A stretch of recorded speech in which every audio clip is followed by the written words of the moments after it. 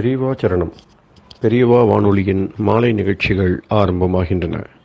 இன்றைய எமது நிகழ்ச்சிகள் நித்திய குரு பாதுகா பூஜா, ஸ்ரீ ரா கணபதி அவர்கள் எழுதிய புத்தகத்தின் ஒளிவடிவம், ஆன்மீக உரை, மகா பெரியவா மகிமை உபன்யாசம். பெரியவா சரணம்.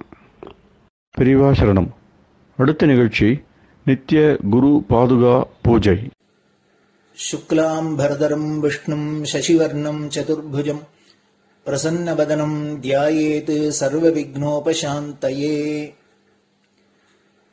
ममोपात्त समस्त दुरितक्षयद्वारा श्रीपरमेश्वरप्रीत्यर्थम् गुरुप्रसादसिद्ध्यर्थम् गुरुप्रीत्यर्थम् गुरुपादपूजाम् अद्य करिष्ये।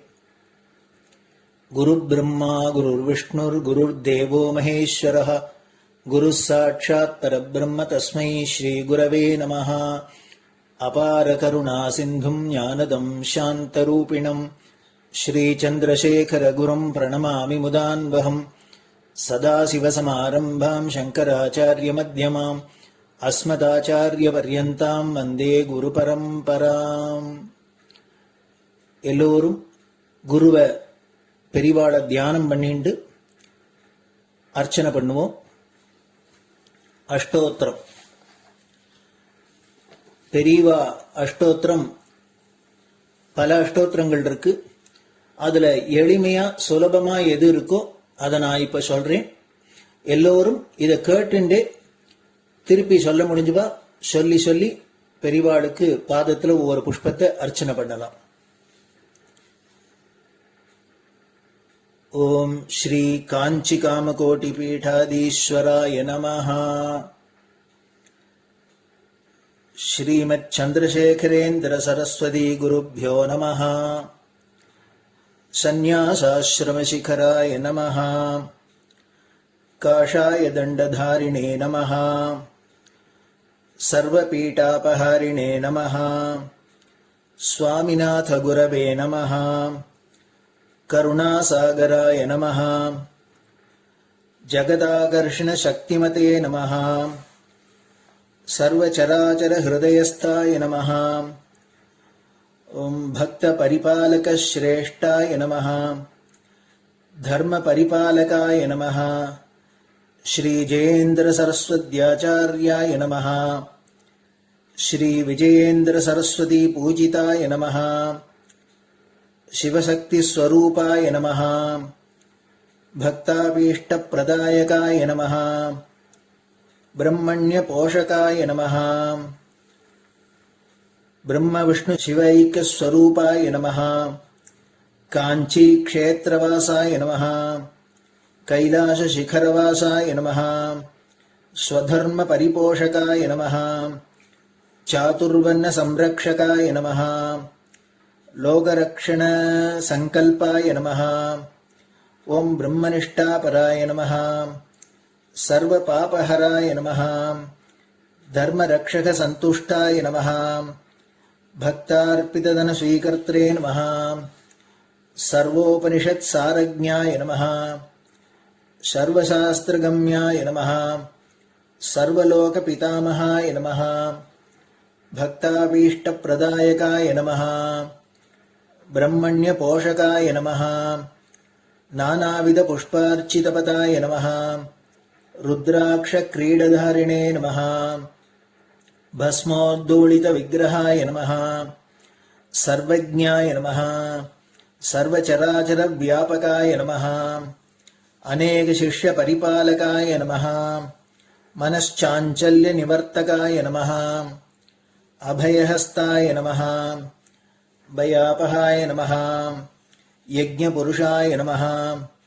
यज्ञानुष्ठान रुचिप्रदाय नमः। यज्ञसम्पन्नाय नमः। यज्ञसहायकाय नमः। यज्ञफलदाय नमः। यज्ञप्रियाय नमः। उपमानरहिताय नमः। स्फटिक तुलसी रुद्राक्ष हारधारिणे नमः। चातुर्वर्ण समदृष्टये नमः। ऋग्यजुस्साम अथर्वणादि चतुर्वेद संरक्षकाय नमः। दक्षिणामूर्तिस्वरूपाय नमः जाग्रत् स्वप्न सुषुप्ति अवस्थातीताय नमः कोटिसूर्यतुल्य तेजोमय शरीराय नमः साधुसंग संरक्षकाय नमः अश्वगज गोपूजा निर्वर्तकाय नमः गुरुपादुक पूजा तुरंतराय नमः कनकाभिषिक्ताय नमः स्वर्ण बिल्वदल पूजिताय नमः सर्वजीव मोक्षदाय नमः मूकवाक्तान निपुणाय नमः नेत्र दीक्षादानाय नमः द्वादशलिंग स्थापकाय नमः गान रसप्रियाय नमः ब्रह्मज्ञानोपदेशकाय नमः सकलकलासिद्धिताय नमः चातुर्वण्य पूजिताय नमः अनेकभाषा संभाषण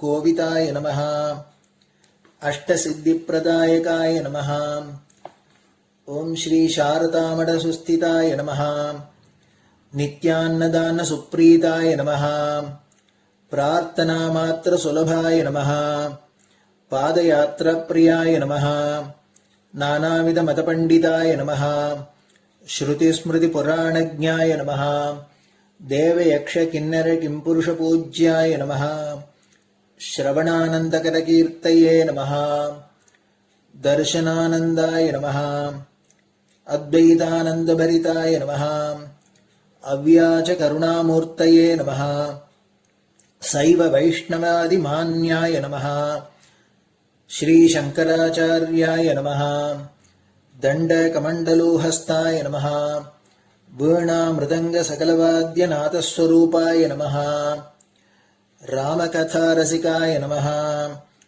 वेद वेदांग आगमादि सकलकला सतस्प्रवर्तकाय नमः हृदय गुहाशयाय नमः शतरुद्रीय वर्णितस्वरूपाय नमः केदारेश्वरनाथाय नमः अविद्यानाशकाय नमः निष्कामकर्मोपदेशकाय नमः लघुभक्तिमार्गोपदेशकाय नमः लिंगस्वरूपाय नमः सालग्रामसूक्ष्मस्वरूपाय नमः कालड्यां शङ्करकीर्तिस्तम्भनिर्माणकर्त्रे नमः जितेन्द्रियाय नमः शरणागतवत्सलाय नमः श्रीशैलशिखरवासाय नमः डमरुकनादविनोदाय नमः वृषभारूढाय नमः दुर्मदनाशकाय नमः आभिचारिकदोषहर्त्रे नमः मिताहाराय नमः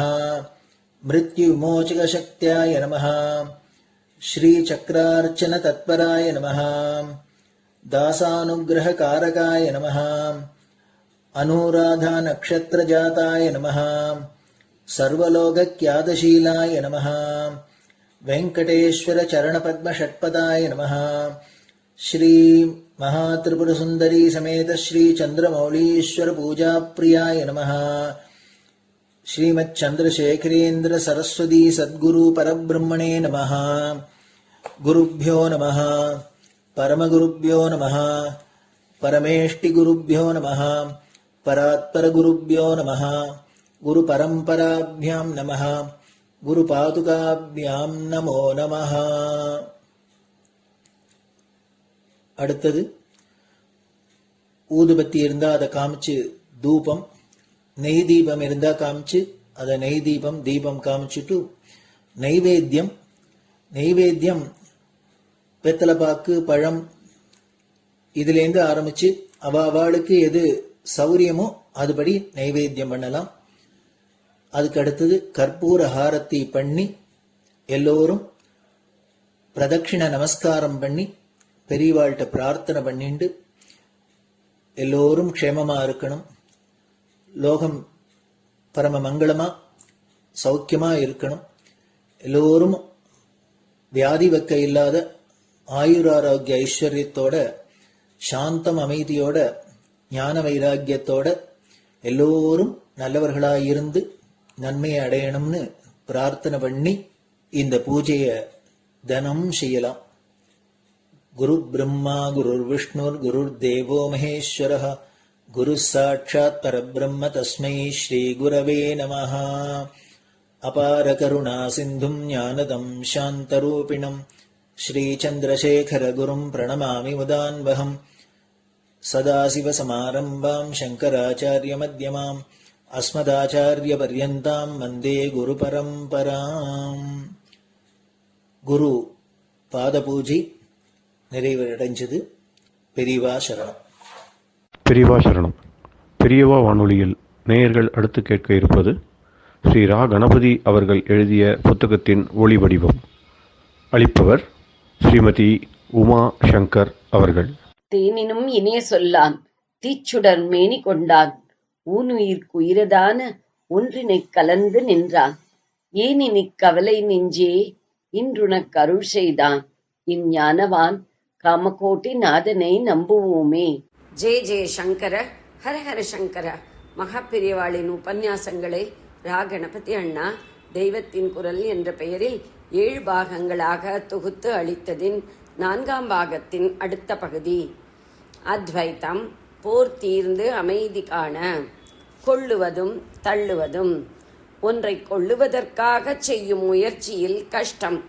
அதை நமக்கென்று வைத்துக் கொண்டிருப்பதிலேயே எத்தனையோ கஷ்டம். அது கைவிட்டு போனாலும் கஷ்டம். கொள்ளுகிறதால் ஏற்படும் இந்த கஷ்டங்களோடையே கைகோத்து கொண்டு தள்ளுவதால் ஏற்படும் அநேக கஷ்டங்களும் சேருகின்றன. எந்த காரியமானாலும் ஒன்றை கொள்ளுவது, சம்பாதிப்பது, இன்னொன்றை தள்ளுவது, விலக்குவது, இரண்டும் சேர்ந்தே வரும். இல்லாததை கொண்டு வர வேண்டும், வேண்டாம் என்பதை தள்ள வேண்டும். உடம்பு நன்றாயிருக்க சாப்பிடவும் வேண்டும், விசர்ஜனம் பண்ணவும் வேண்டும் என்றிருக்கிற மாதிரிதான் போக்கிரி வேலைக்காரனை தள்ள வேண்டும், நல்ல வேலைக்காரனை கொண்டு வர வேண்டும், சத்ருக்களை போக்க வேண்டும், மித்திரர்களை அடைய வேண்டும். பணத்தை கொண்டு வர வேண்டும் என்றால் அந்த முயற்சிக்கு இடையூறாக வருகிற எல்லாவற்றையும் தள்ள வேண்டும். எல்லா ஆசைக்கும் இப்படியே. இப்படி கொள்ளுவது தள்ளுவது இரண்டாலும் உபத்திரவம். உட்கொண்ட ஆகாரம் ஜெரிக்காமல் உபத்திரவப்படுத்துகிறது. அல்லது மறுபடி அதே மாதிரி வேண்டும் என்ற அரிப்பை ஏற்படுத்துகிறது. விசர்ஜனம் ஆகாவிட்டால் வியாதி உண்டாக்குகிறது. அல்லது ஒரேயடியாக போய் கால் கை ஓய்ந்து படுக்கும்படி பண்ணுகிறது. தள்ளின வேலைக்காரன் நம் கையை காலை உடைத்து போட வேண்டும் என்று கருவிக்கொண்டு போகிறான். அவனிடம் பயப்படுகிறோம். கொண்ட வேலைக்காரன் இன்கிரிமெண்ட் கேட்கிறான். ஸ்ட்ரைக் செய்வேன் என்று பயமுறுத்துகிறான். ஒரு காலத்தில் கொண்டவனையே இன்னொரு காலத்தில் தள்ள வேண்டியதாகிறது.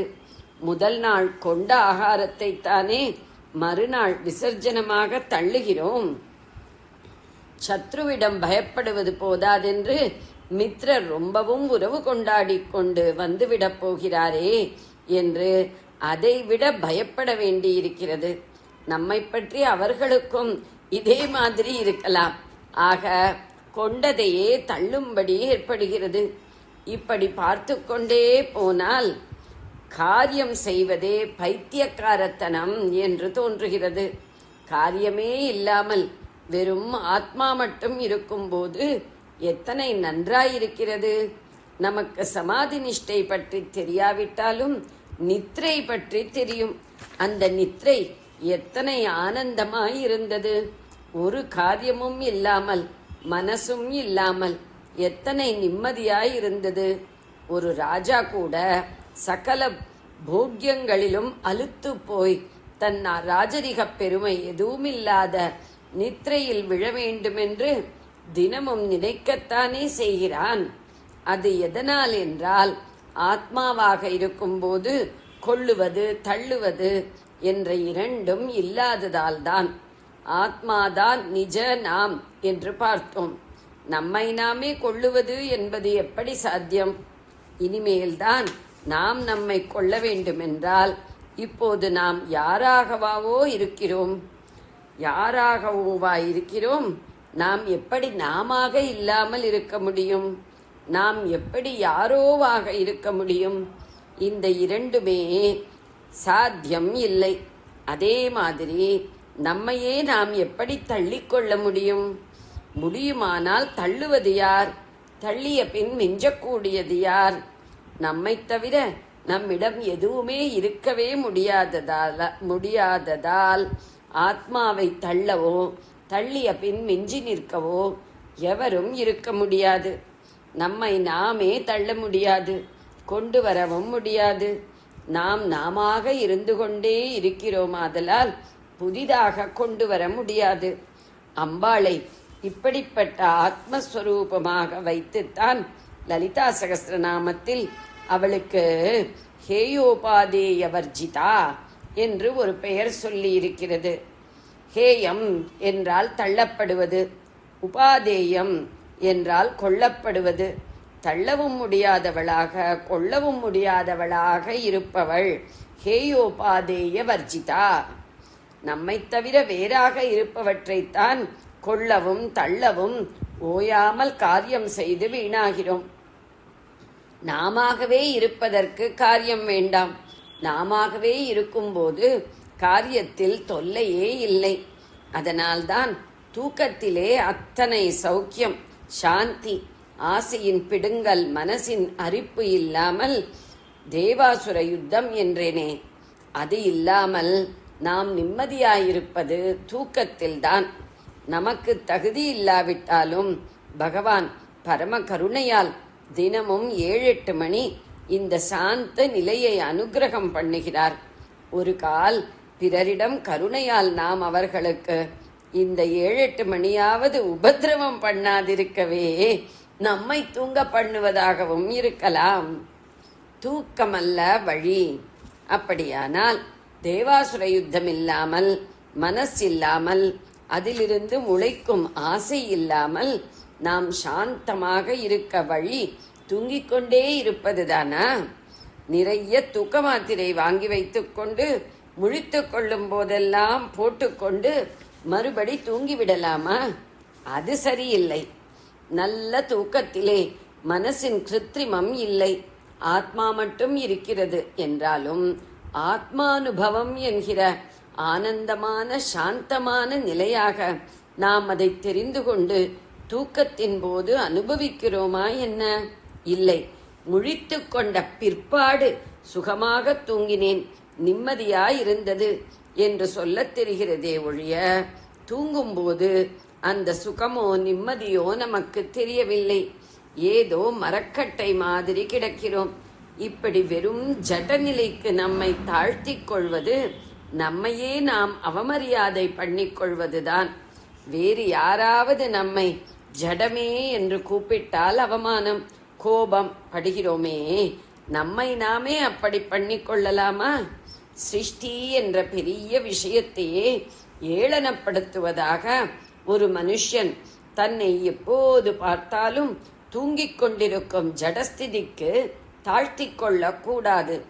ஜட நிலைமைக்கு அப்புறம் ஓரறிவிலிருந்து 6 அறிவு என்று சிருஷ்டி கிரமம் உயர்ந்து கொண்டே போவதில் மனுஷன் உச்சாணியில் இருக்கிறான். இந்த 6 அறிவால் இவனுக்கு ஏகப்பட்ட உபத்திரவங்கள், ஹிம்சைகள் ஏற்படுவது வாஸ்தவம்தான். ஆனால் அதற்காக பேடி மாதிரி ஒருவன் தன்னை நபும்சகனாக்கிக் கொள்கிற மாதிரி இதுகள் எல்லாவற்றையும் சக்தி இழக்க பண்ணி ஜடமாக்குவது கொஞ்சம் கூட அழகில்லை. 6 அறிவுகளால் ஹிம்சை, உபத்திரவம் வந்தாலும் எத்தனையோ நல்லதும் பண்ண முடிகிறதோ இல்லையோ. உசந்த தத்துவ விசாரணை, சங்கீதம், சில்பம், பொதுஜன சேவை, அன்பு, தியாகம், இப்படி எத்தனையோ நல்லவற்றிலும் கர்மேந்திரிய ஞானேந்திரியங்களையும் மனசையும் செலுத்த முடிகிறதோ இல்லையோ. இப்படி செய்ய முயல வேண்டும். அப்புறம் 6 அறிவுக்கு மேலே ஒரே அறிவாக ஆக ஞான விசாரம் செய்ய வேண்டும். அறிவுக்கு கீழே ஜடநிலைக்கு போகப்படாது. வைராக்கியமும் அபியாசமும். பகவான் சொன்னார் போல வைராக்கியத்தாலும் அபியாசத்தாலும் அசுர சக்திகளை திரும்ப திரும்ப அடக்கி தேவசக்திகளை சக்திகரமாக செயலாற்ற வைப்பதே இதற்கெல்லாம் ஆரம்பம். ஒன்றை கொள்வது, ஒன்றை தள்ளுவது என்பதால் ஏற்படும் விருப்பு வெறுப்புகளில் பிடித்த பிடியாயில்லாமல் விலகி இருக்க பழகுவதுதான் வைராகியம். நம் மனசுக்கு பிடித்தது பிடிக்காதது என்று பார்க்காமல் இவற்றில் வைராகியத்தை கொள்ள முயற்சி பண்ணிக்கொண்டே தர்மரட்சணைக்காகவும் நம்முடைய ஜீவன் பக்குவப்படுவதற்காகவும் நாம் என்ன பண்ண வேண்டும் என்று சாஸ்திரங்களில் சொல்லி இருக்கிறதோ அவற்றின் பொருட்டே இந்திரியங்களையும் மனசையும் ஈடுபடுத்தி காரியங்கள் பண்ண வேண்டும். இதிலும் கொள்ளுவது, தள்ளுவது, லாபம், நஷ்டம், ஜெயம், அபஜயம், மானம், அவமானம் எல்லாம் வரத்தான் வரும். இவற்றையும் சமச்சித்தத்தோடு எடுத்துக்கொள்ளத்தான் வைராகியம் தேவை. இதை பெறுவதற்கு முயன்று கொண்டே போக வேண்டும். இந்த விடாமுயற்சி அல்லது பயிற்சிதான் அபியாசம் என்று பகவான் சொன்னது. தேகாபியாசம் என்கிறோம். எத்தனை நாள், ஒவ்வொரு நாளும் எத்தனை தரம் தண்டால் பஸ்கி போட வேண்டியிருக்கிறது. அந்தந்த யோகாசனத்துக்கு உரியபடி கையை காலை நீட்டி மடக்குவதற்கு எத்தனை நாள் முயற்சியும் பயிற்சியும் பண்ணிக்கொண்டே இருக்க வேண்டியிருக்கிறது. அப்படி பண்ணிக்கொண்டே போனால் கடைசியில் ஒரு நாள் சரியாக வந்து விடுகிறதோ இல்லையோ? அப்படித்தான் அசுரப்போக்கிலே ஓடும் மனசை விடாமுயற்சியாலும் விடாத பயிற்சியாலும் திரும்ப திரும்ப இழுத்து தேவசக்திகளான நல்ல விஷயங்களில் செலுத்த வேண்டும். இப்படி ஜடநிலைக்கு மேற்பட்ட ஆறறிவை முதலில் அதன் மிருகத்தன்மையிலிருந்து மனுஷத்தன்மைக்கும் அப்புறம் தேவத்தன்மைக்கும் உசத்திக் கொண்டே போய் அப்புறம் இவற்றுக்கும் உயர்வான ஏக அறிவான ஆத்மாவிலே கரைத்துவிட வேண்டும். முடிவில் ஆறறிவை போக்கடித்துக் கொள்ளத்தான் வேண்டும். ஏனென்றால் அதனால் சாஸ்வத சௌக்கியம் இல்லை. ஆனால் இப்படி போக்கடித்துக் கொள்வது ஆறறிவுக்கு கீழ்ப்பட்ட ஜடநிலையில் ஆத்மாவின் சுகானுபவம் நமக்கே தெரியாமல் தூங்குவதாக இருக்கக்கூடாது. இவற்றுக்கு மேற்பட்டதாய், இவற்றுக்கு ஆதாரமாய் எது இல்லாமல் இவை இயங்க முடியாதோ அதுவாக உள்ள ஆத்மாவை நன்றாக உணர்ந்து அறிகிற சாந்த சமாதி நிஷ்டையாய் இருக்க வேண்டும். உழைத்து உழைத்தும் யோசித்து யோசித்தும் களைத்து போகிற உடம்புக்கும் மனசுக்கும் ஓய்வு தருவதற்காக எவ்வளவு தூங்க வேண்டுமோ அவ்வளவே தூங்கணும். அதை சாந்த சமாதி என்று நினைத்துவிடக்கூடாது. ஜெய ஜெய சங்கர, ஹர ஹர சங்கர. பெரியவா சரணம்.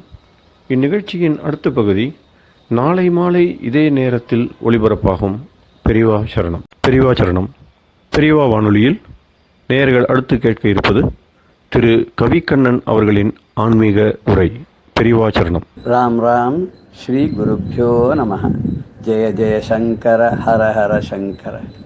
பெரியவா வானொலி நேயர்கள் அனைவருக்கும், மகா பெரியவாவுடைய பக்தர்கள் அனைவருக்கும் அடியேன் கவிக்கண்ணனின் அன்பு கலந்த நல்வாழ்த்துக்கள். ராம் ராம். ஜெய ஜெய சங்கர, ஹர ஹர சங்கர. ஸ்ரீ குருப்யோ நம. நம்ம ரமண மகர்ஷி அவருடைய அக்ஷரமண மாலையில ஒரு மணியாக பார்த்து படித்து கேட்டு அதனுடைய விளக்கத்தையும் ஆய்ந்து மனதில் அதை அவர் சொன்ன உபதேசங்களை இருத்தி ஆனந்தமா அனுபவிச்சுன்னு வரும். இன்னைக்கு 45வது பாடல்ல தீரமில் அகத்தில் தேடி உந்தனையான் திரும்ப உற்றேன் அருள் அருணாச்சல அருணாச்சல சிவ அருணாச்சல சிவ அருணாச்சல சிவ அருணாச்சலா அப்படிங்கிற பாடலை பார்க்க போறோம் இன்னைக்கு. இதுல பகவான் என்ன சொல்ல வர்றார் நமக்கு அப்படின்னா, தீரம் இல் அகத்தே தேடி உந்தனை யான் திரும்ப உற்றேன் அருள் அருணாச்சலா. ஆத்மஸ்வரூபமான உன்னை இழந்து தவித்த யான் உன்னை எல்லையற்ற கட்டாகாசமாகிய என்னுடைய இதயத்திலே தேடி உனது அளவற்ற அருளாய் இழந்த உன்னை மீண்டும் அடைந்தேன். உன்னை நான் முதலில் அதை ஒரு பொருட்டாக நினைக்காத பக்தி செய்யாத இருந்தேன்.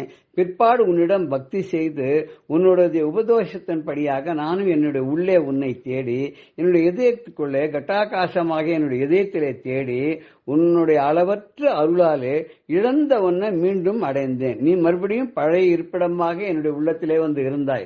நீ எனக்காக காத்துருந்த இந்த மலர் முட்டான இதயம் அவிழாதா?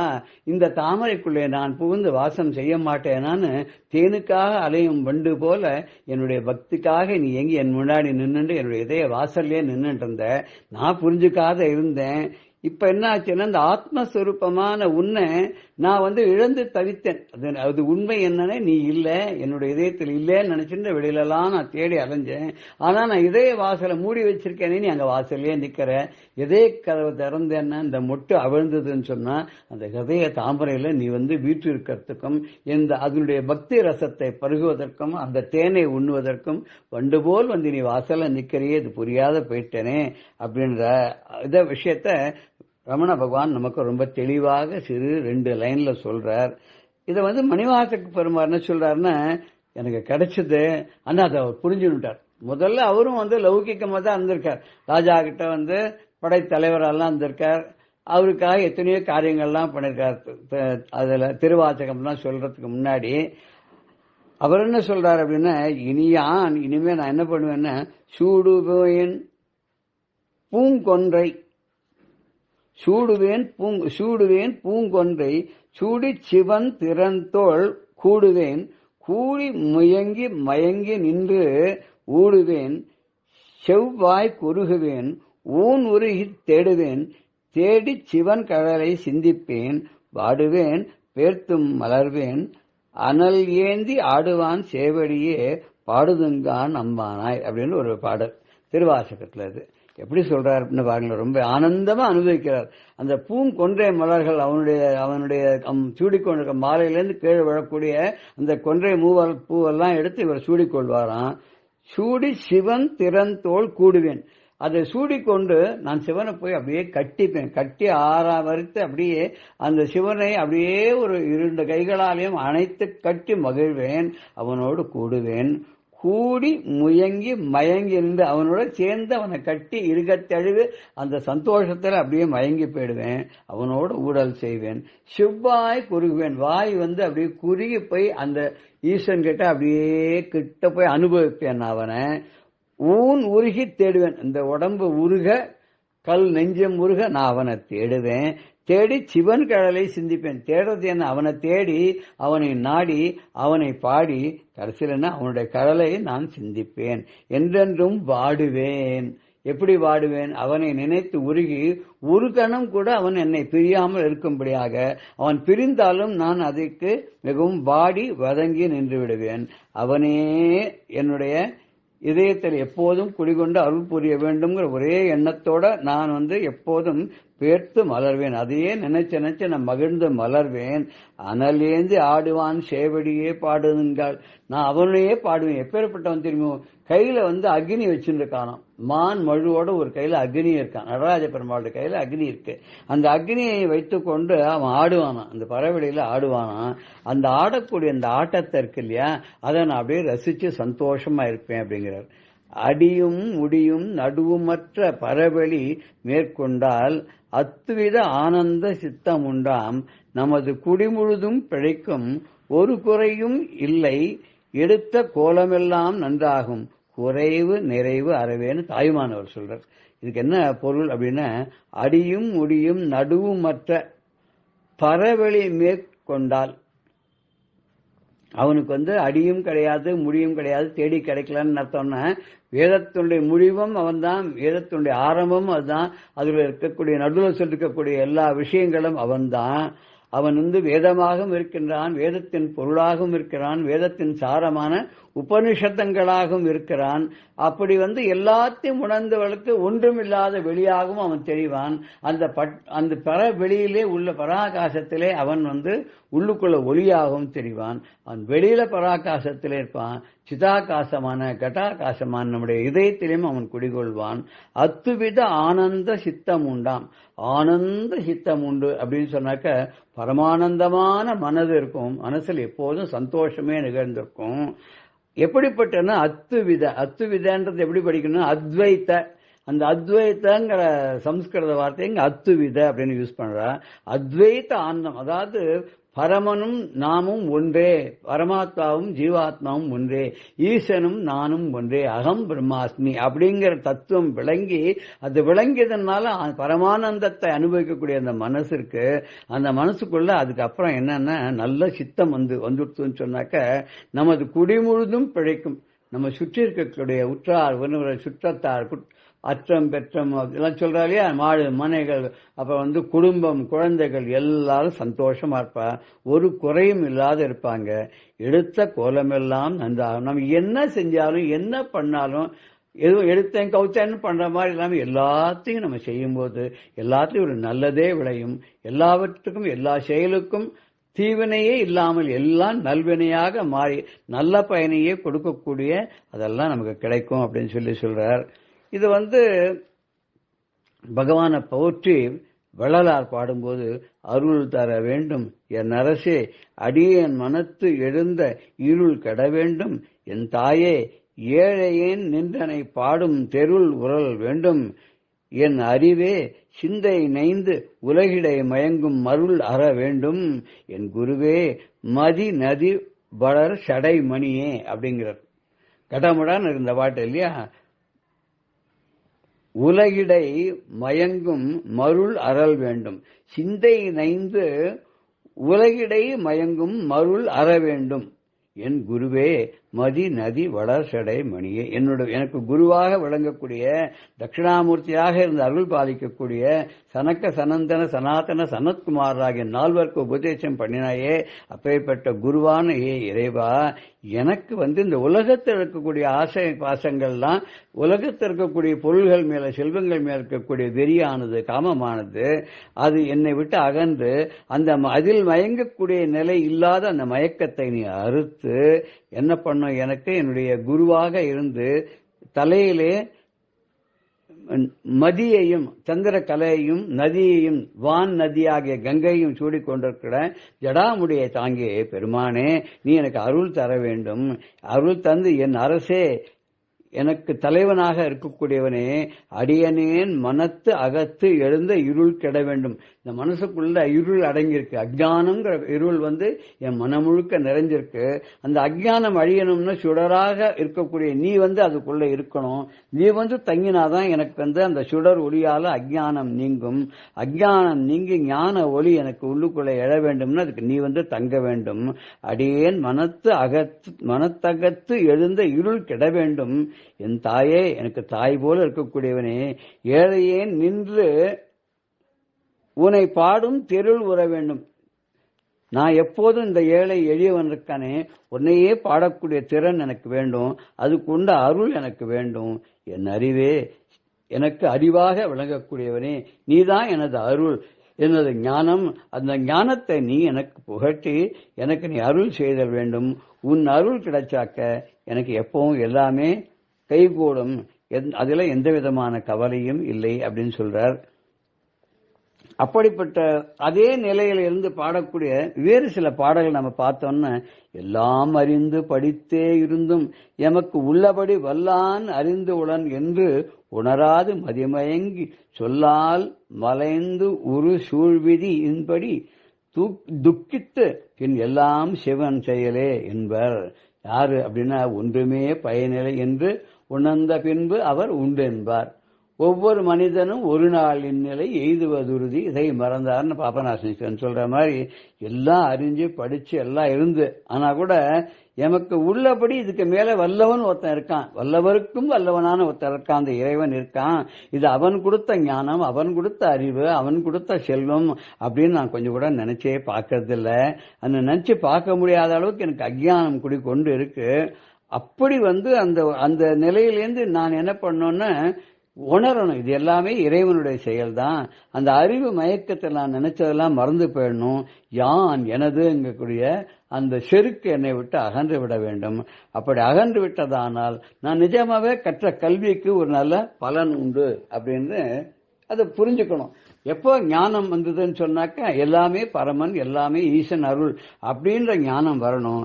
அந்த ஞானம் வரல அப்படின்னு சொன்னாக்க பொன்னை நினைந்து வெகுவாக தேடுவர், பூவை அன்னால் தன்னை நினைந்து வெகுவாய் உருகுவர், தாரணியில் உன்னை நினைந்து இங்கு உனை பூசியாத உளுத்தர் எல்லாம் என்ன இருந்து கண்டாயிற்று அப்படின்னு கேட்கிறார் இல்லையோ. நம்ம பட்டணத்தார் கேட்கிற மாதிரி ஒன்னும் பிரயோஜனம் இல்லை, அத்தனை படிச்சும் ஒன்னும் பிரயோஜனம் இல்லை, ஞானம் நமக்கு வரலன்னா என்ன பண்ணுவோம் அப்படின்னு கேட்டாக்க பொன்னையே நினைந்து கொண்டிருப்போம். செல்வத்தையே சேர்க்கணும்னு சொல்லி இந்த உலகத்துல செல்வத்தை சேர்த்து சேர்த்து சேர்த்து சேர்த்து வச்சுட்டு அப்புறம் இந்த செல்வத்தை செழிக்க அதை செலவழிக்கிறதுக்காக கிட்ட வழிகளெல்லாம் போய் கடைசியில உலகத்தை நிலையில்லாத வைகளை எல்லாம் நிரந்தரம் அப்படின்னு நினைச்சு நம்ம கிட்டவர்களோட சகவாசம் வச்சுண்டு உலகத்தை நாம் கெட்டு நம்மை சார்ந்தவர்களையும் கெடுத்து கடைசியில ஒன்னுக்கும் பிரயோஜனம் இல்லாத இந்த வாழ்க்கை வீணாக கழித்து மறுபடியும் இந்த பூலோகத்துல இந்த பிறவிலே செய்த பாவங்களை எல்லாம் அனுபவிப்பதற்காக நம்ம மீண்டும் மீண்டும் பிறந்து பிறந்து நைந்து நைந்து போகின்றோம். அது கூடாது அப்படிங்கறத தான் இங்க சொல்றார் அவர்.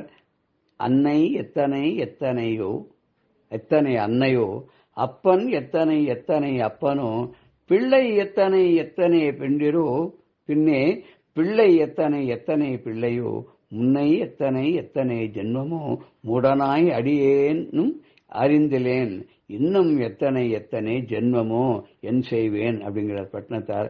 எத்தனை அம்மா வயிற்றுல நான் பிறந்தேனோ, எனக்கு எத்தனை ஒரு பிறவிலையும் அப்பாவா எத்தனை பேர் இருந்தாலோ, பிள்ளைகள் எத்தனை எத்தனையோ, பெண்டர்கள் எத்தனை பேரை நான் மனம் கொண்டேனோ தெரியாது, இதுக்கு முன்னாடி எத்தனை ஜென்மம் நான் எடுத்தேன்னு தெரியாது, இன்னும் எத்தனை ஜென்மங்கள் நான் எடுக்க போறேன் அப்படின்னு தெரியாது, மூடனா நானும் இதெல்லாம் ஒன்னும் புரிஞ்சுக்காத நான் இருக்கேன், இன்னும் எத்தனை ஜென்மம் பாக்கி இருக்கிறது எனக்கு ஒண்ணுமே புரியல, நான் என்ன செய்வேன்?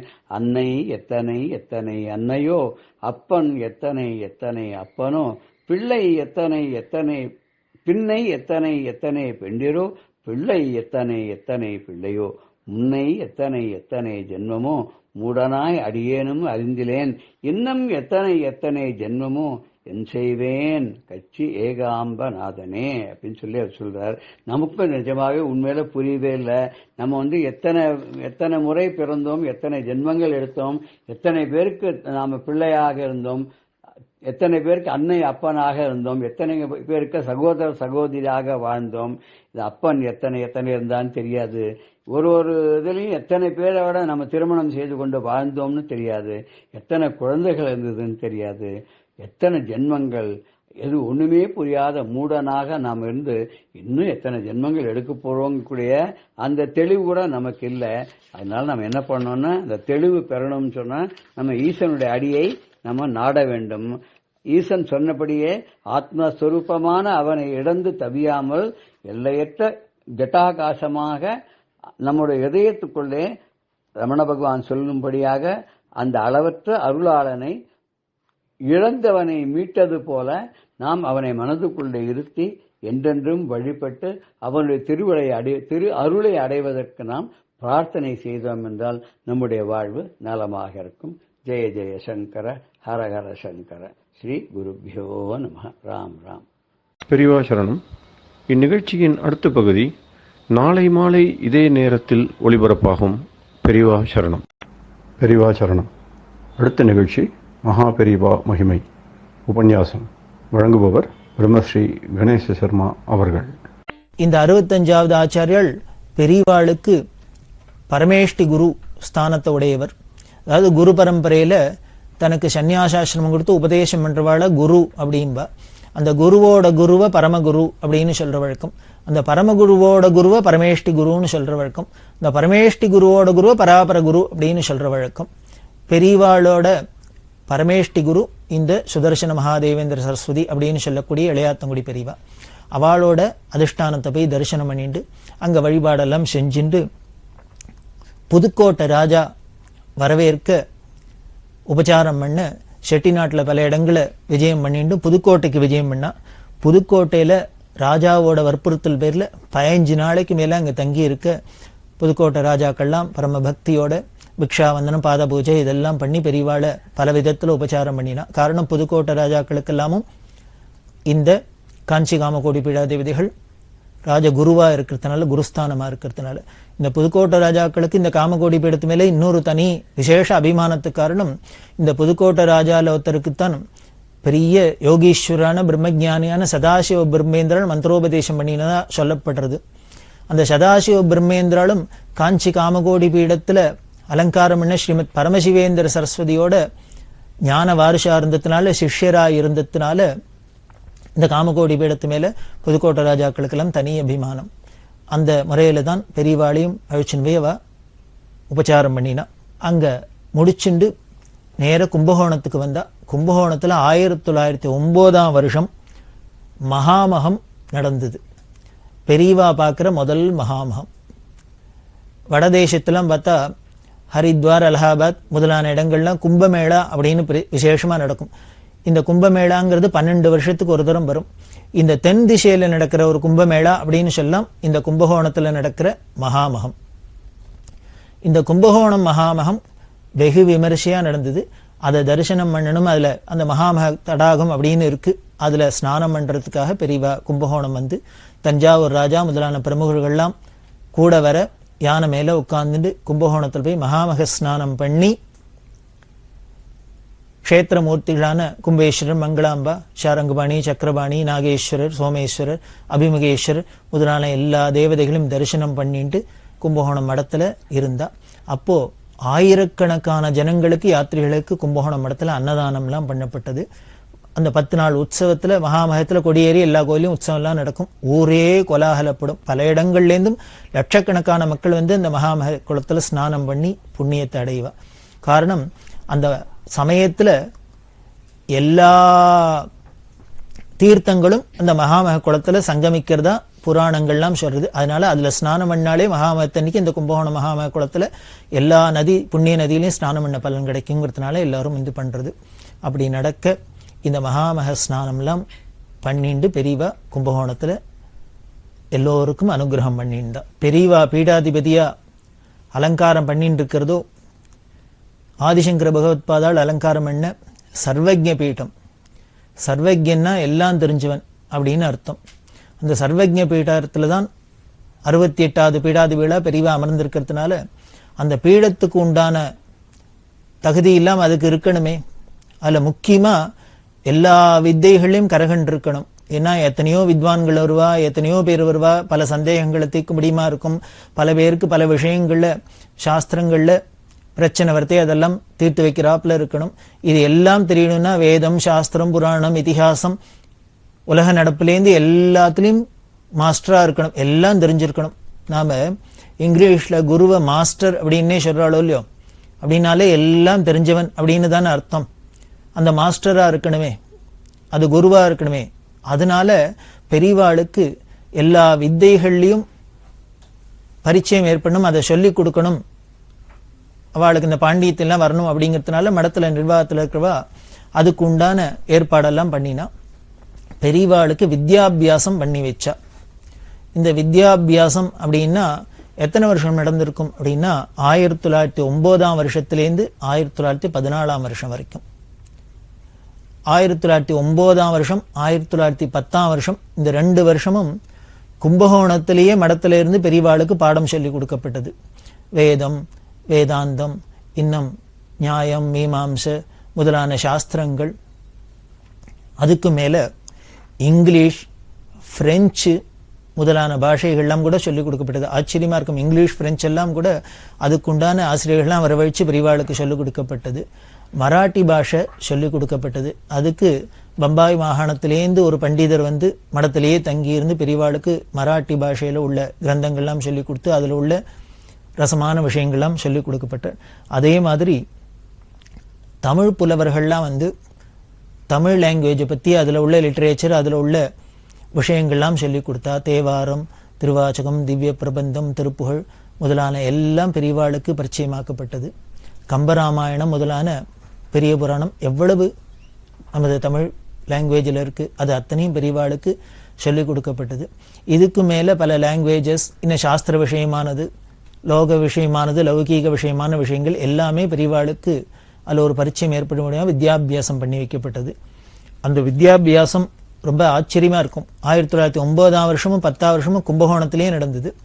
அப்படி கும்பகோணத்துல நடக்கிறதே, கும்பகோணம்ங்கிறது ஒரு டவுனா இருந்ததுனால, பெரியவாளும் புதுசா பீடத்துக்கு வந்திருக்கிறதுனால எல்லாருக்கும் ஒரு ஆசை, பெரியவாளை வந்து தரிசனம் பண்ணும் அப்படின்னு. பெரியவாளுக்கும் மடத்துக்கு உண்டான சந்திரமௌலீஸ்வர பூஜை முதலான காரியங்கள்லாம் இருக்கே. திருக்கால சந்திரமௌலீஸ்வர பூஜைன்னா மடத்துல இது இத்தனையும் பண்ணிண்டு, அப்புறம் இந்த வித்யாபியாசத்துக்கு டைம் ஒதுக்கிண்டு வந்த ஜனங்களுக்கெல்லாம் தரிசனம் கொடுத்துட்டு இதெல்லாம் பண்றது ரொம்ப சிரமமா இருந்தது அப்படின்னு கூட இருக்கிறவாள்லாம் நினைச்சா. பெரியவாளுக்கு ஒரு சிரமமும் இருந்திருக்காது. இந்த வரவா போறவா ஜாஸ்தி இருந்தாலே பெரியவாளுக்கு படிப்புல ஏகாந்தமா உட்காந்துட்டு கான்சென்ட்ரேட் பண்ணி படிக்கிறதுக்கு டைம் இல்லாத இருக்கும். அப்படிங்கிறதுனால என்ன பண்ணினா, எங்கேயான ஏகாந்தமான ஒரு இடத்துல அழிச்சுன்னு போய் பெரியவாளை வச்சுட்டு அந்த பண்டிதாள்லாம் வச்சுட்டு நன்னா வித்தையை கத்து கொடுத்துட்டு, இதுல எல்லாத்துலயும் அவர் கரகண்டத்துக்கு அப்புறம் கொண்டு வந்து பொது ஜனங்கள்கிட்ட விட்டோம்னா எல்லாரோடையும் பழகிறதே மற்ற காரியங்கள்லாம் பார்த்துட்டு இருக்கலாம். அப்படிங்கிறதுனால மடத்துல நிர்வாகத்தில் இருக்கிறவா என்ன பண்ணினா, திருச்சிக்கு பக்கத்துல மகேந்திரமங்கலம் அப்படின்னு ஒரு ஊர், அந்த மகேந்திரமங்கலத்துல அழிச்சுன்னு போய் பெரியவாளை வச்சுன்னு வித்யாபியாசம் பண்ணி வைக்கணும் அப்படின்னு நினைச்சுட்டு 1911ஆம் வருஷத்துலேருந்து 14ஆம் வருஷம் வரைக்கும் அங்க கொண்டு போய் வச்சிருந்தா. ஏன் மகேந்திரமங்கலம் அப்படி ஒரு கஷ்டமான இடமா அப்படின்னா, இப்போதான் சாலையெல்லாம் போட்டு ரோட்ல போறாப்புல இருக்கு. அந்த காலத்துல மகேந்திரமங்கலம் அப்படிங்கிறது காவேரிக்கு வடகரையில இருந்து, அகண்ட காவேரிக்கு வடகரையில முசிறிக்கு 5 கிலோமீட்டர் மேற்க இருந்தது. இந்த மகேந்திரமங்கலத்தை அடையணும் அப்படின்னா நேர் ரோடு வழி கிடையாது. காவேரிக்கு தென்கர வழியால ரயில் மார்க்கம் இருக்கு. திருச்சியிலேருந்து கரூர்லாம் போற ரயில் மார்க்கம். அந்த ட்ரெயின்ல போய் லாலாப்பேட்டைன்னு ஒரு ஸ்டேஷன், அந்த லாலாப்பேட்டை ஸ்டேஷன்ல இறங்கி இந்த அகண்ட காவேரிய பரிசல்ல கடந்து, பெரிய அகண்ட காவேரினா 1 கிலோமீட்டருக்கு மேல இருக்கும், அது பரிசல்ல கடந்தாதான் இந்த மகேந்திரமங்கலத்தை அடைய முடியும். இவ்வளவு சிரமப்பட்டு அதிகமா கூட்டம் வராது அப்படிங்கிறதுனால மகேந்திரமங்கலத்துல கொண்டு வச்சிருந்தா. அதுல சிங்கமயங்கார் அப்படிங்கிற ஒரு பெரிய தனவந்தர், ஸ்ரீரங்கத்தை சேர்ந்தவா, அவளோட ஒரு பங்களா இருந்தது, எஸ்டேட் பங்களா. அதுலதான் மடத்து பூஜை சாமான்கள்லாம் வைக்கப்பட்டது. பெரியவாளுக்கும் வித்யாபியாசம் அங்கேயே தங்கியிருந்து கிட்டத்தட்ட 3 வருஷத்துக்கு மேல அங்க படிச்சிருக்கா. அப்படி பெரியவா 1911ஆம் வருஷத்திலேருந்து 14ஆம் வருஷம் வரைக்கும் படிச்ச அந்த மகேந்திரமங்கலத்துல அந்த சிங்கமயங்கார் பங்களா எப்படி இருந்திருக்கும், அந்த ஊர்லாம் எப்படி இருந்திருக்கும் அப்படின்னு பார்க்கணும்னு ஆசையா இருந்தா இன்னைக்கும் போய் யாரு வேணா பார்க்கலாம். அந்த இடத்த, அந்த ஸ்ரீரங்கம் ஒரு வைஷ்ணவ அறக்கட்டளைக்கு சேர்ந்த பங்களா அது, அதை அப்படியே மெயின்டைன் பண்ணிட்டு வரா. 1911ஆம் வருஷம் எப்படி இருந்ததோ அதே மாதிரி இன்னி வரைக்கும் அதை பாதுகாத்துன்னு வரா. காரணம், பெரிய ஜெகத்குரு சங்கராச்சாரியன்னு மகாபெரிவா படிச்சது இந்த இடத்துல தான் இந்த வித்யாபியாசம் நடந்தது அப்படிங்கிற பெருமையினால அந்த ஒரு ஞாபகார்த்தமா அந்த பிராச்சீனமான அந்த சின்னத்தை பாதுகாத்துன்னு வரா. அங்க அகண்ட காவேரியில போய் பெரியவா ஸ்நானம் பண்ணிட்டு தன்னோட அனுஷ்டானங்கள்லாம் முடிச்சுட்டு காவேரி கரையில ஒரு பர்ணசாலை அமைச்சு அந்த பர்ணசாலையிலையும் உட்காந்து சாஸ்திர பாடங்கள்லாம் வாசிக்கிறது. அப்புறம் இந்த இடத்துலையும் வந்து இந்த பங்களாலையும் வந்து பூஜை பண்றது வாசிக்கிறது அப்படிலாம் நடந்துருந்தது. அதனால மகேந்திரமங்கலத்தில் போய் இவாளுக்கு வித்யாபியாசம் பண்ணி வைக்கப்பட்டது. பெரியவாளுக்கு பாடம் சொல்லி கொடுத்த பெரிய மகான்கள் இவாள்லாம் தான் பெரியவாளுக்கு எல்லா ஒவ்வொரு துறைக்கும் வந்து பாடங்கள்லாம் சொல்லி கொடுத்தா. அவளோடெல்லாம் திருநாமம் என்ன அப்படின்னு தெரிஞ்சுக்கணும் அவசியம். காதலியான விழணும், விழுந்தாலே அவ நாமத்தை கேட்டாலே, பேரை கேட்டாலே நமக்கும் ஒரு பெரிய ஞானம் ஏற்படும். அதுல முக்கியமான சில வித்வான்கள் பேரெல்லாம் சொல்றேன். சாஸ்திர ரத்னாகரம் மகாமகோபாத்தியாய திருவிசநல்லூர் ஸ்ரீ வெங்கட சுப்பாசாஸ்திரிகள் அப்படின்னு ஒரு மகான். இவர் ஹோய்சால கர்நாடக ஸ்மார்த்த பிராமணர், ரிக்வேதி. இவரோட அம்மா மகான் கோவிந்த தீக்ஷதர் வம்சத்துல வந்த வாஞ்சேஸ்வர யஜ்வா அப்படிங்கிற ஒரு மகா பண்டிதர். அவரை குட்டி சாஸ்திரிகள் அப்படின்னும் பிரசித்தமா சொல்லுவா. ஒரு பெரிய மகாகவி. இந்த வாஞ்சேஸ்வர யஜ்வா, இந்த குட்டி சாஸ்திரியோட பொண்ணு தான் இந்த திருவிசநல்லூர் வெங்கட சுப்பா சாஸ்திரியோட தாயார். இந்த வாஞ்சேஸ்வர யஜ்வாங்கிற குட்டி சாஸ்திரிகளுக்கு இன்னொரு விசேஷம் என்ன அப்படின்னா, ஸ்ருங்கேரியில 32வது ஆச்சாரியாளா இருந்தவர் ஸ்ரீ உக்ர நரசிம்ம பாரதி சுவாமிகள் அப்படிங்கிறவர். அவர் பூர்வாசிரமத்துல காசியில போய் வேதாந்தத்தை இந்த குட்டி சாஸ்திரிகள்ட்ட தான் படிச்சதா சொல்லப்படுறது. இந்த ஸ்ருங்கேரி ஆச்சாரியாளுக்கும் வித்யா குருவா இருந்தார் இந்த வாஞ்சேஸ்வரஜ்வாங்கிற குட்டி சாட்சிகள், அதாவது இந்த வேங்கட சுப்பா சாட்சிகளோட மாதாமகர். இவர் 66வது பிரிவா அப்படின்னு சொல்லக்கூடிய காஞ்சி காமகோடி பீடத்துல 66வது பிரிவாளா இருந்தவர். கலவ பிரிவா அப்படின்னு சொல்லுவோம். அவ காலத்துல அத்வைத சபா அப்படின்னு ஒண்ணு வச்சு ரொம்ப பிரபலமா இன்று வரைக்கும் நடந்துட்டு வருது. அந்த அத்வைத சபால எல்லா பண்டிதர்களும் ஆஸ்தான வித்வான்களா இருந்தா காமகோடி பீடத்துல. இந்த வேங்கட சுப்பா சாட்சிகளும் காஞ்சி காமகோடி பீட ஆஸ்தான வித்வானா இருந்தார்.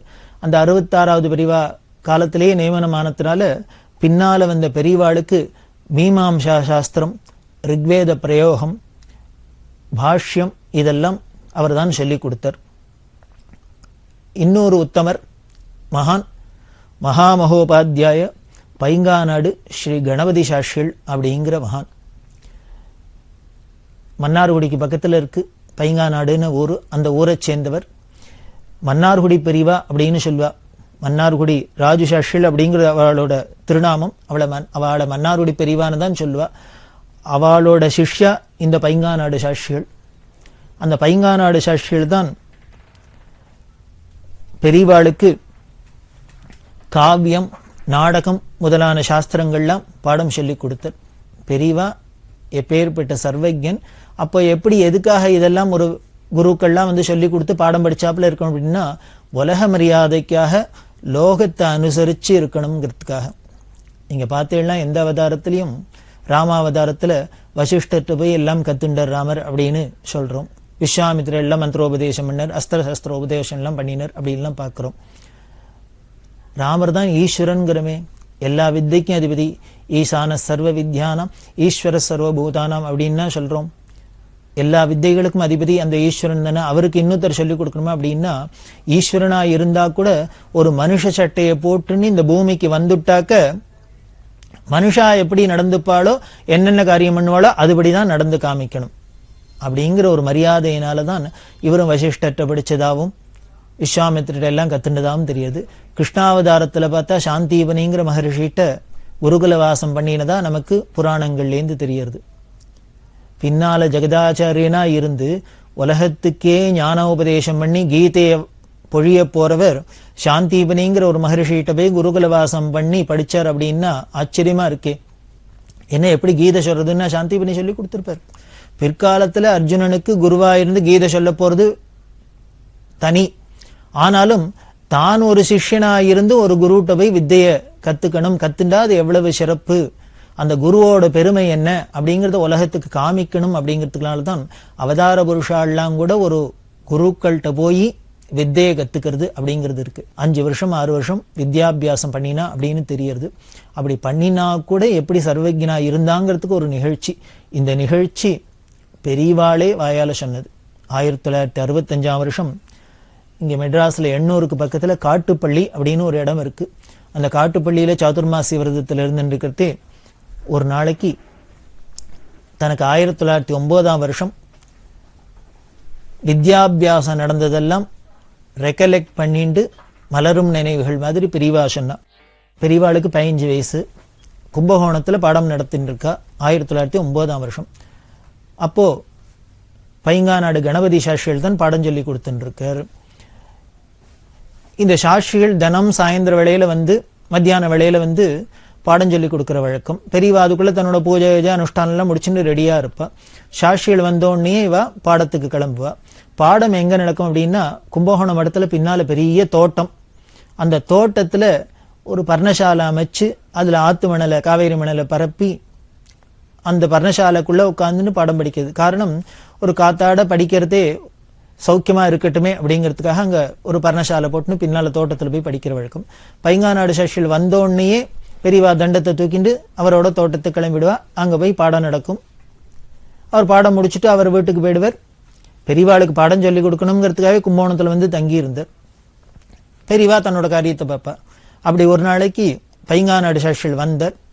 அதுல இன்னொரு வேடிக்கை என்ன அப்படின்னா, பொதுவா யார்கிட்ட நாம பாடம் கத்துக்கிறோமோ ஆசிரியரோ அவருக்கு மாணவர் நமஸ்காரம் பண்றது, குருவுக்கு சிஷ்யர் நமஸ்காரம் பண்ணிட்டு பாடம் கேட்டுக்கிறது அப்படிங்கிறதான் சம்பிரதாயம். ஆனால் இங்க எப்படி நடந்தது அப்படின்னா, சொல்லி கொடுக்கறது குருவா இருக்கலாம், பாடம் கேட்கிற மாணவர் யாருன்னு ஜெகத்குரு சங்கராச்சாரியர். ஸ்தானத்துல ரொம்ப உயர்ந்த ஸ்தானம். ஆசிரமத்திலேயோ சன்னியாச ஆசிரமம், மேல இருக்கிற ஆசிரமம். நமது சாஸ்திரங்கள் சொல்றதோ இல்லையோ, மேல் ஆசிரமத்தில் இருக்கிறவா கீழ் ஆசிரமத்தில் இருக்கிறவெல்லாம் நமஸ்காரம் பண்ணணும் அப்படிங்கிற சம்பிரதாயப்படி சொல்லி கொடுக்குற வாத்தியாரா இருந்தா கூட பைங்காநாடு சஷ்டில் வந்தோடனே பெரியவாளுக்கு பாலசங்கருக்கு நமஸ்காரம் பண்ணிட்டு கிளாஸுக்கு போகலாம் அப்படின்னு அழிச்சுன்னு போவர். அதே மாதிரி இன்னைக்கு நமஸ்காரம் பண்ணினோன்னு பின்னால தோட்டத்துக்கு பாடத்துக்கு போறமாக்குன்னு பெரியவா தண்டத்தை தூக்கின்னு கிளம்பினோடனே சாஷியல் ஒரு நிமிஷம் அப்படின்னவர், நான் ஊருக்கு போறேன், உத்தரவு கொடுக்கணும் அப்படின்னு. பெரியவாளுக்கு இது சர்ப்ரைஸா இருந்தது. சாஸ்திர பாடம், முக்கியமான பாடங்கள்லாம் நடந்துட்டு இருக்கு.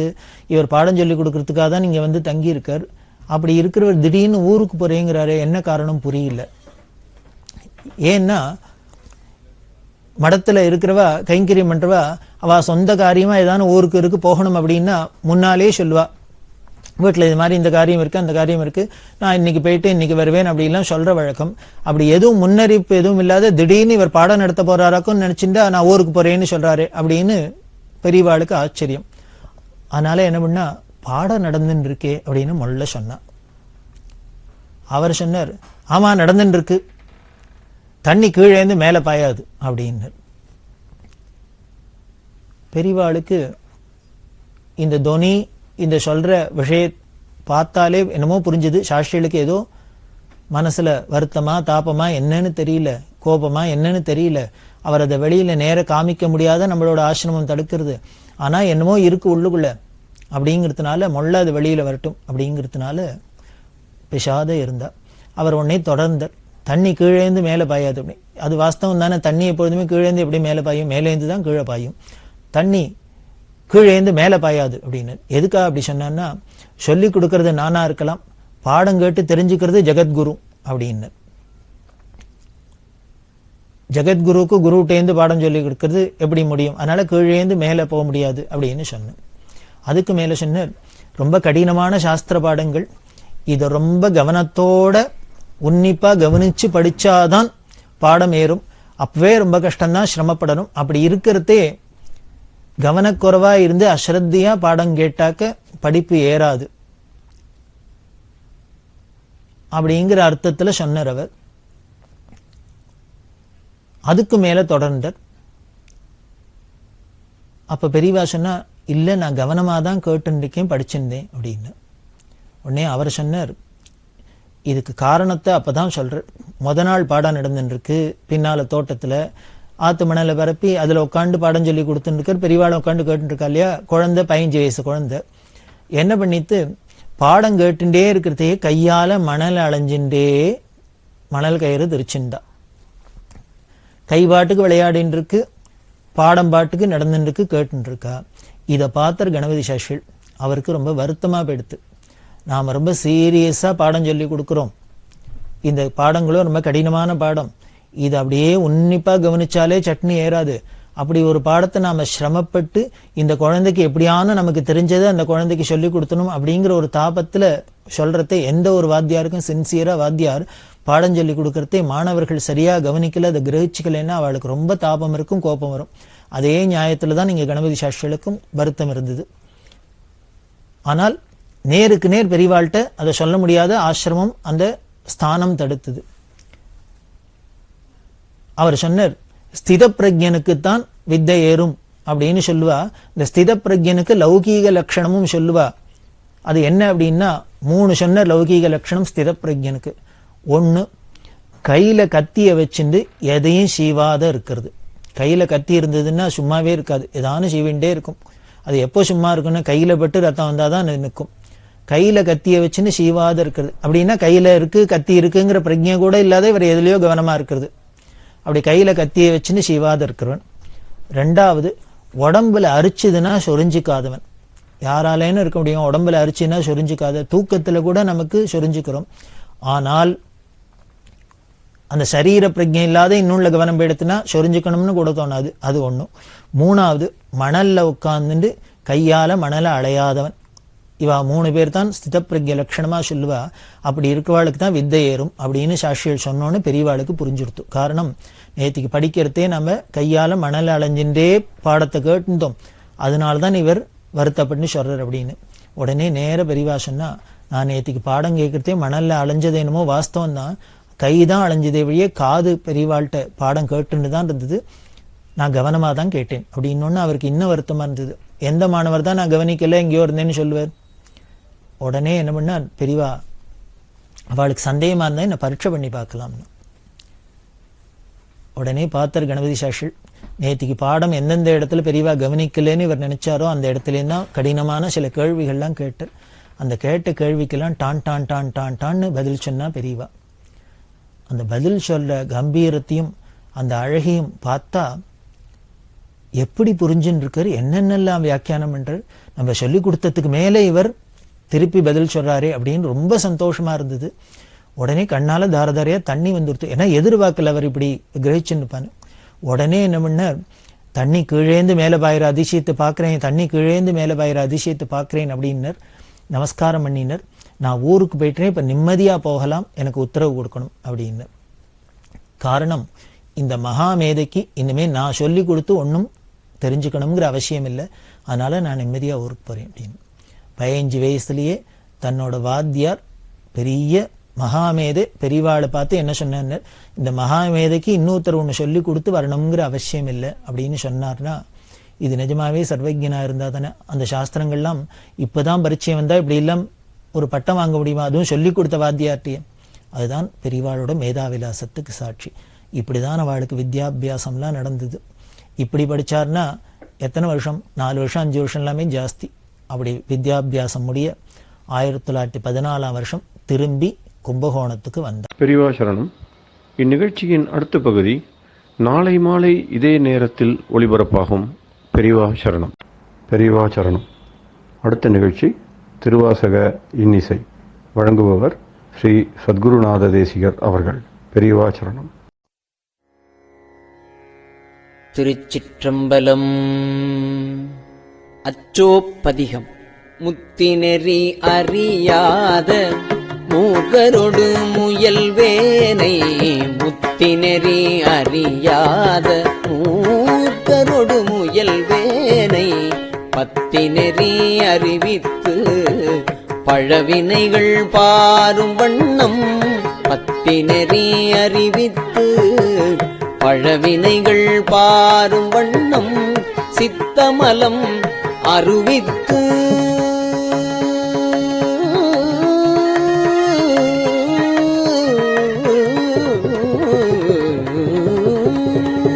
சித்தமலம் அருவித்து சிவமாக்கியனை ஆண்ட, சித்தமலம் அருவித்து சிவமாக்கியனை ஆண்ட, அத்தன் எனக்கு அருளியவாறு ஆர்பெறுவார் அச்சோவே. சித்தமலம் அருவித்து சிவமாக்கியனை ஆண்ட, அத்தன் எனக்கு அருளியவாறு ஆர்பெறுவார் அச்சோவே.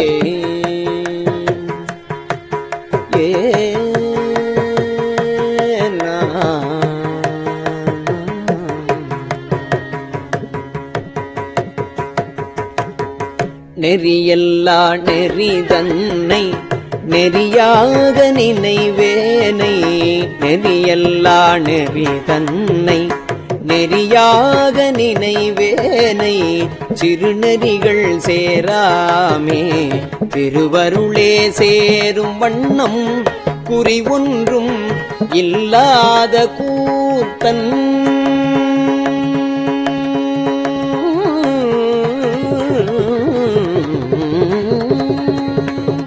குறி ஒன்றும் இல்லாத கூத்தன் தன் கூத்தை எனக்கு அறியும் வண்ணம் அருளியவாறு ஆர்வருவாரச்சோவே.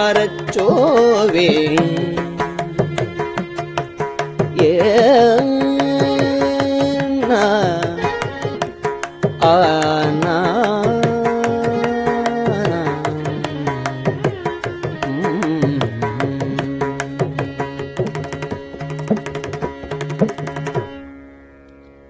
பொய்யெல்லாம் மெய்யென்று புனர்முலையா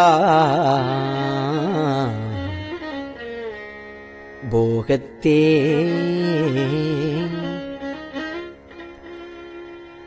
மையல் உறக்கடவேனை மாளாமே காத்து அருளி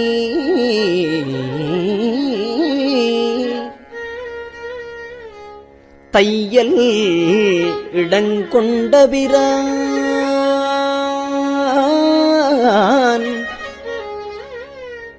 தன் கழலே சேரும் வண்ணம்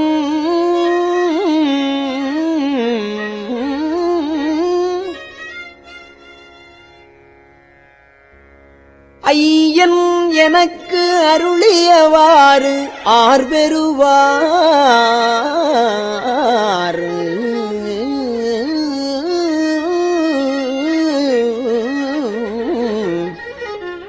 அச்சோவே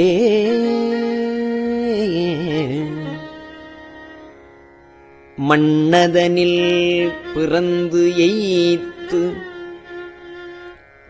மன்னதனில் பிறந்து எய்த்து மாண்டு விழக்கடவேனை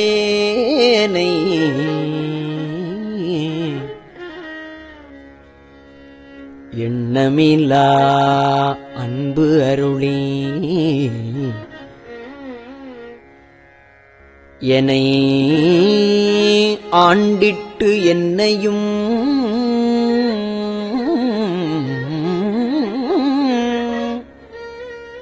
தன்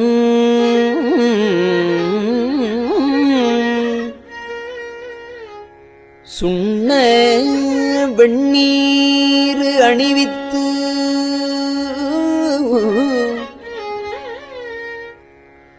தூய் நெறியே சேரும் வண்ணம்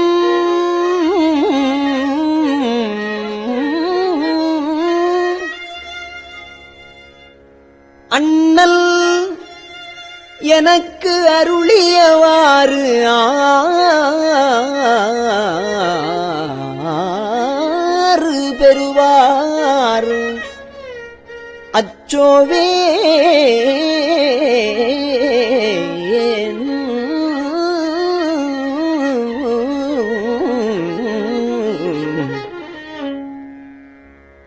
பஞ்சாய அடிமடவார் கடைக்கண்ணால் இடர்பட்டு நெஞ்சாய துயர்கூற நிற்பேன் உன் அருள் பெற்றேன் உய்ஞ்சேன் நான் உடையானே அடியேனை வருக என்று அஞ்சேல் என்று அருளியவாறு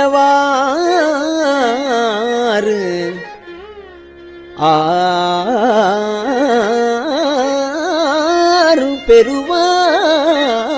பெறுவார் அச்சோவே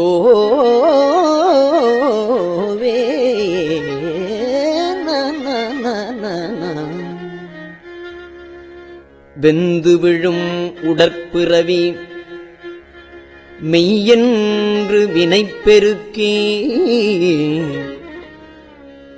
கொந்து குழல் கோல்வளையார் குவிமுலை மேல் வீழ்வேனை பந்தம்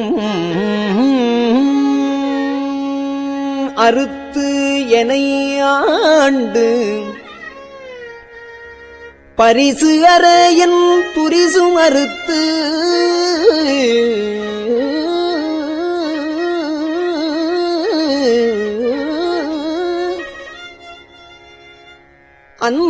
அந்தம் எனக்கு அருளியவாறு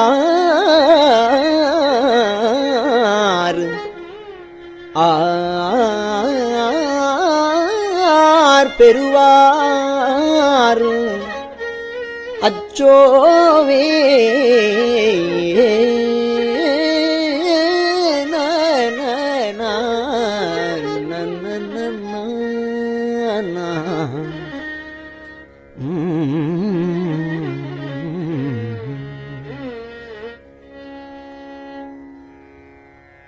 தையலார் மையலிலே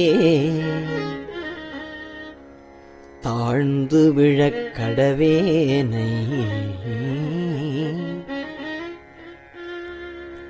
தையலார் மையலிலே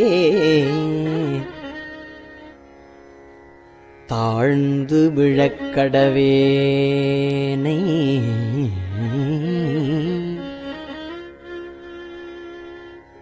பையவே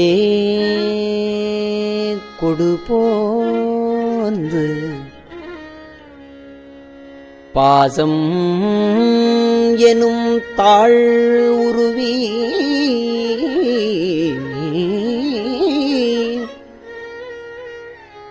உய்யூ நெறி காட்டுவித்திட்டு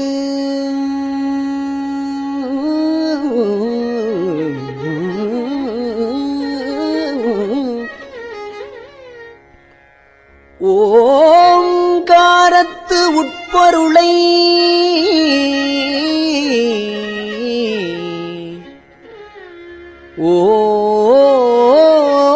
ஓங்காரத்து உட்பொருளை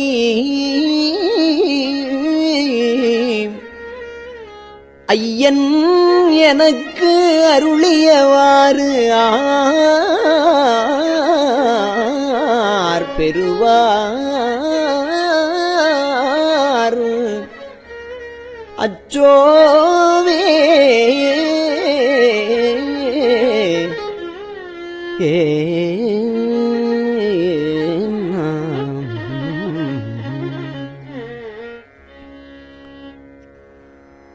சாதல் பிறப்பு என்னும்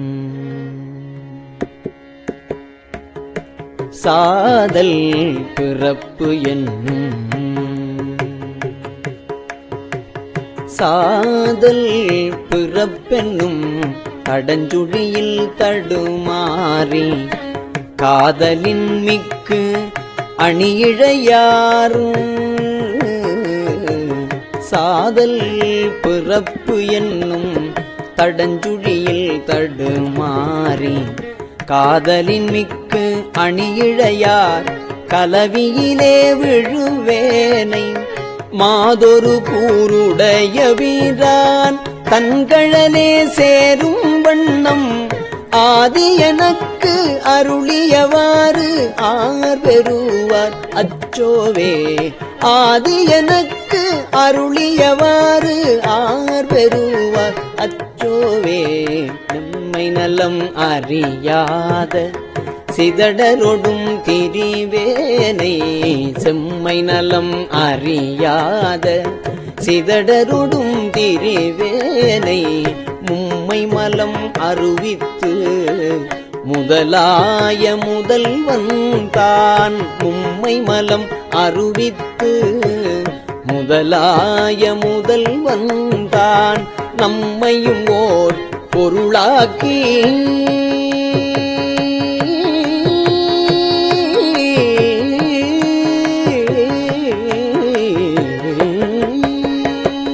நம்மையும் ஓர் பொருளாக்கி நாய் சிவிகை ஏற்றுவித்த அம்மையனக்கு அருளியவாறு ஆர் பெறுவார் அச்சோவே செம்மை நலம் அறியாத சிதடரொடும் திரிவேனை மும்மை மலம் அருவித்து முதலாய முதல்வன் தான் நம்மையும் ஓர் பொருளாக்கி நாய் சிவிகை ஏற்றுவித்த அம்மையனக்கு அருளியவாறு ஆர் பெறுவார் அச்சோவே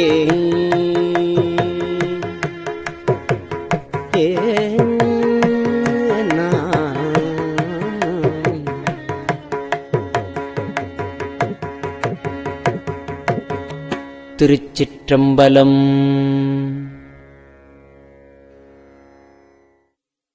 பெரியவா சரணம்.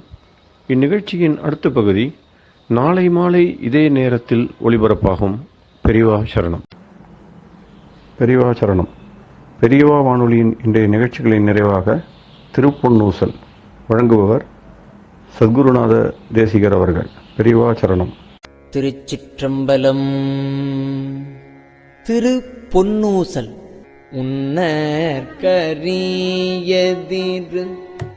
உத்தர கோசமங்கை உன்னற்கரியதிரு உத்தர கோசமங்கை மன்னி போலிந்திருந்த மன்னி போலிந்திருந்த மாமரையோன் தன் புகழே பன்னீர் பணிந்திரஞ்ச பாவங்கள் பற்றறுப்பான் அன்னத்தின் மேலேறி அன்னத்தின் மேலேறி ஆடும் அணி மயில் போல் என்னத்தன் என்னையும் ஆட்கொண்டான் எழில்வாடி பொன்பொத்த பூன்முலையீர் பொன்வொத்த பூன்முலையீர் பொன்னூசல் ஆடாமோ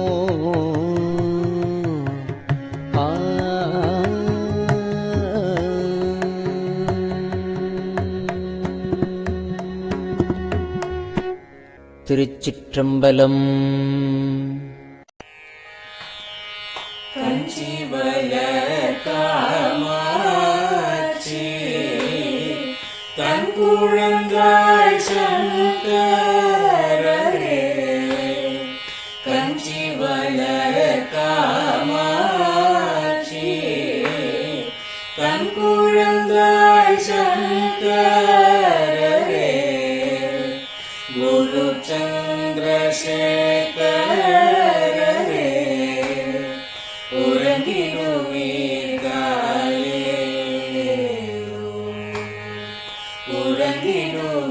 உறங்கிடுவீர்களே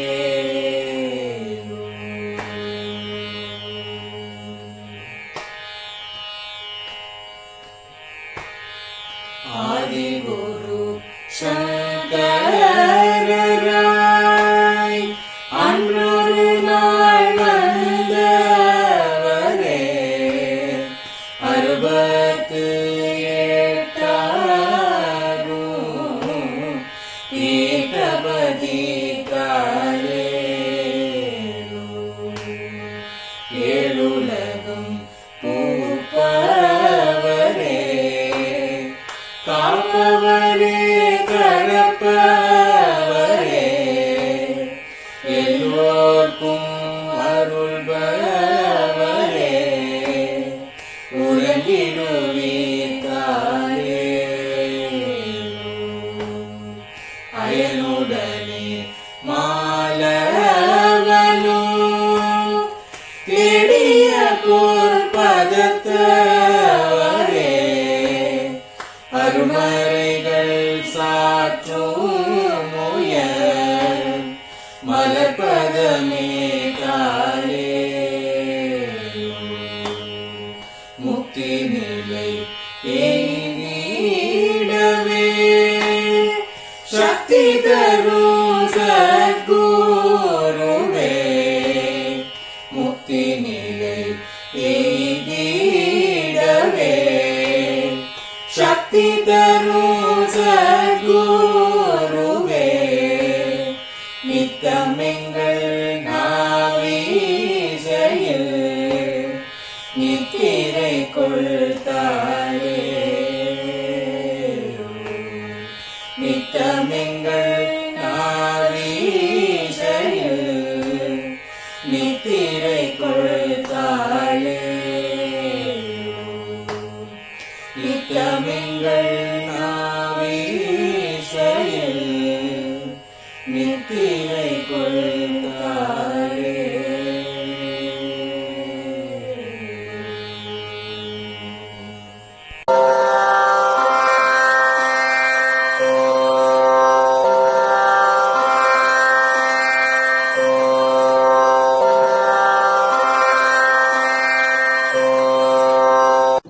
பெரியவாசரணம். பெரியவா வானொலியின் மாலை நிகழ்ச்சிகள் இத்துடன் நிறைவடைகின்றன. எமது அடுத்த ஒளிபரப்பு நாளை காலை இந்திய நேரப்படி 6 மணிக்கு துவங்கும். பெரியவாசரணம்.